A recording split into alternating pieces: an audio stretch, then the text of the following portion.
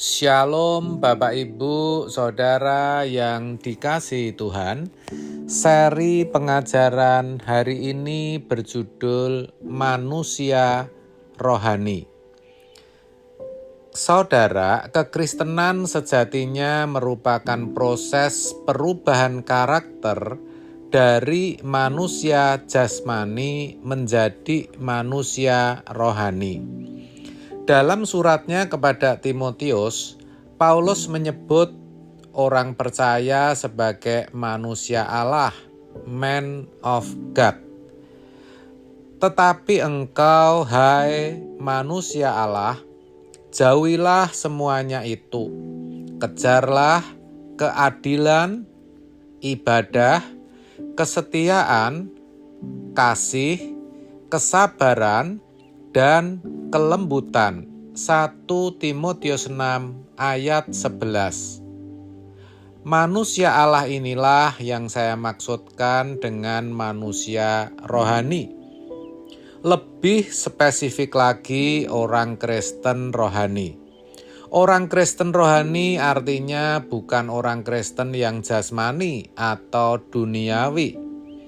Orang Kristen rohani atau manusia rohani, man of God, itu orang yang seperti apa?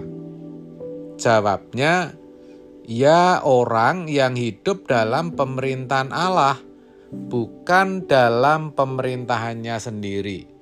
Hidup dengan menghadirkan kerajaan Allah dan bukan kerajaannya sendiri.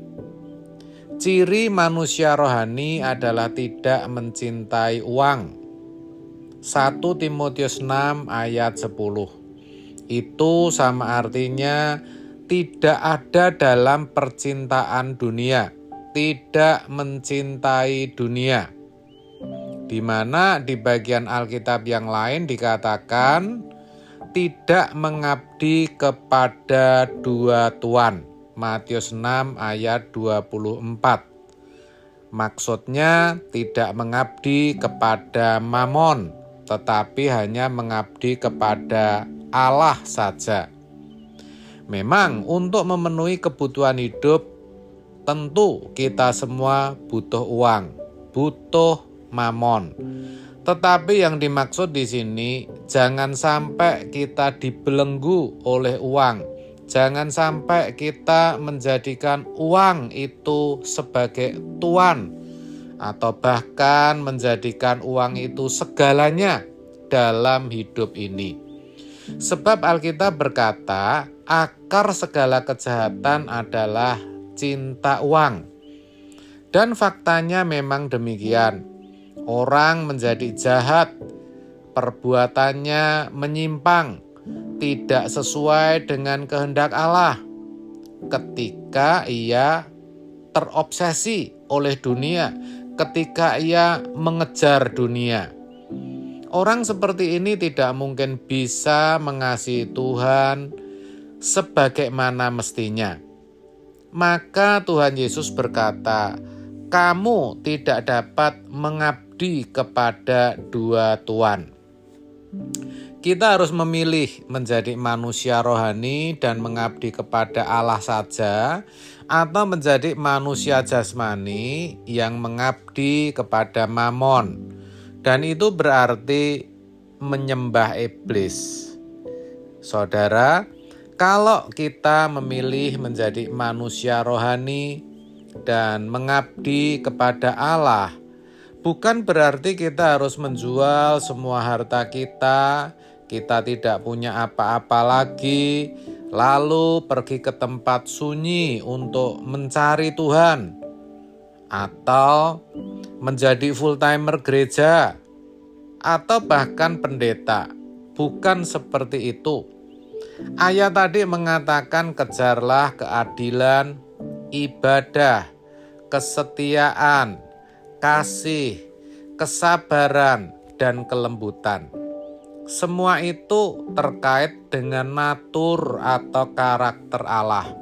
Jadi, yang harus kita kejar, yang harus kita perjuangkan sebagai manusia rohani adalah perubahan karakter yaitu yang tadinya berkarakter dosa, cenderung berbuat dosa, menjadi berkarakter Kristus yang cenderung melakukan kehendak Bapa di surga.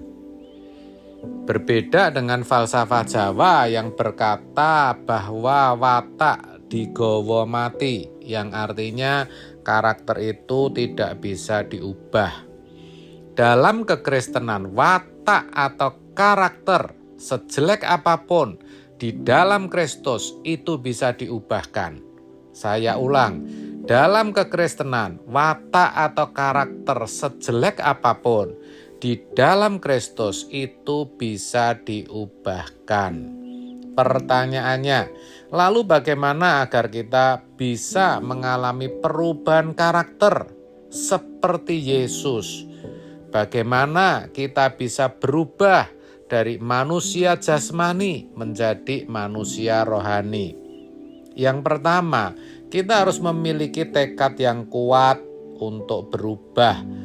Bukan sekedar menjadi baik seperti orang kebanyakan, tetapi menjadi sempurna seperti Bapa atau menjadi serupa dengan Yesus yang walaupun bisa berbuat dosa, Yesus memilih untuk tidak melakukan perbuatan dosa, memilih untuk hidup tidak bercacat dan tidak bercela.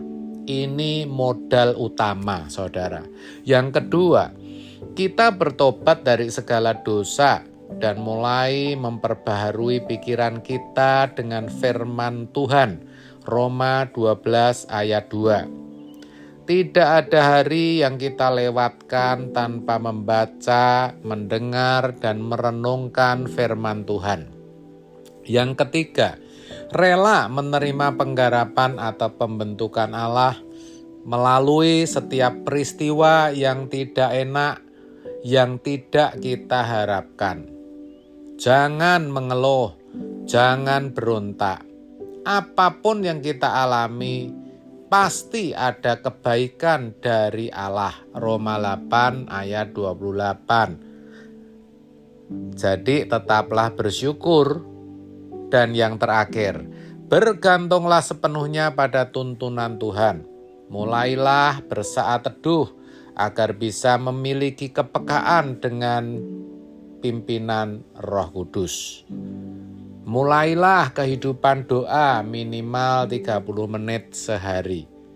Dengan demikian, seiring dengan berjalannya waktu, ego kita akan semakin memudar. Kita semakin tidak tertarik lagi dengan apapun juga. Namun hati kita semakin teduh, tenang, dan damai. Gairah kita juga mulai berubah. Kita mulai bisa meratapi jiwa-jiwa. Itu semua pertanda kita sedang mengalami perubahan menjadi manusia rohani. Satu hal, saudara, kelak hanya manusia rohani, man of God, yang diperkenan untuk masuk ke rumah Bapa di surga dan tinggal bersama-sama Dia dan yang mulia Tuhan Yesus, Tuhan, Allah dan Raja kita. Amin. Tuhan Yesus memberkati.